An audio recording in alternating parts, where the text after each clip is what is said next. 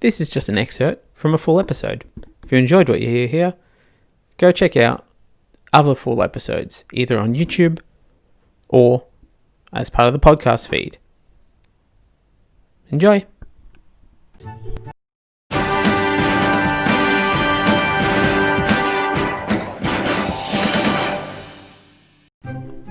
Let's start with something light. Public art news. A public artwork commemorating the coronavirus outbreak is set to be built on Sydney's northern beaches after the local council approved spending of more than $100,000 to help support the arts community. The local political party being Your Northern Beaches Independent Team, a group not affiliated with either of the major parties, so there's no easy stereotypes within reach for a joke. In a response to commonly asked questions, Mayor Michael Regan addressed public concerns about what the project might look like. That concern largely triggered by photoshopped images of giant germ sculptures on a beach with a $1 million price tag. By silently screaming, "Guys, have none of you been on the internet before? We are trying to be respectful, not put up a statue of a slave owner." Councillor Penny Philpott, who put forward the proposal, said it was intended to remember as a narrative how the Northern Beaches community responded to the COVID-19 pandemic.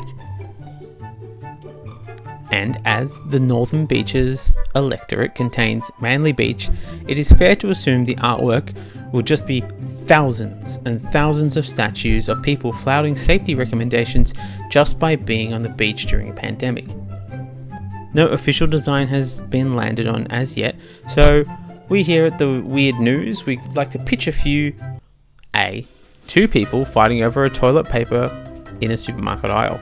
The fighters would be surrounded by shopping trolleys shaped in a Thunderdome-esque contraption. B. A person sitting in their home, alone, two screens up. One permanently playing Tiger King on loop, the other displaying some porn. C. A giant face mask being left unworn. D. Two housemates starting a podcast. E. A group of essential workers socially distanced and worried in a train carriage. F. A minimum wage worker being lifted out of poverty for the first time ever by government stimulus. G.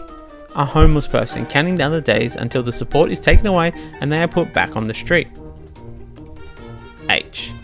A phone not downloading the COVID-safe app, but pubs being reopened anyway. So, lots of good choices there.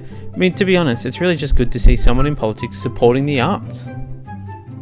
And for those of you who are still doubting the necessity of this, I ask, why not? The impact of the virus has been undeniable. Many people have died, and it is a tragedy. But from tragedy, we create, we make art. Not to get all Dead Poet Society on you, but I have read thousands of Facebook posts about the proficiency of one William Shakespeare, a relatively unknown writer at the time, I assume, or else this wouldn't really be a notable achievement, writing an entire play while in quarantine. He wasn't even slightly tempted by the docu-text, The Striped Cat King. Coronavirus has saved thousands of people from having to deal with shit customers shouting at them daily, has lifted basic workers and welfare recipients above the poverty line, and it has given homes to the homeless. We have seen wonders that we will never see again. We should be celebrating this time that the Liberal government, with capital L, was forced to actually be a Liberal government with a little l, and do a major socialism, despite the fact that they said that they never would.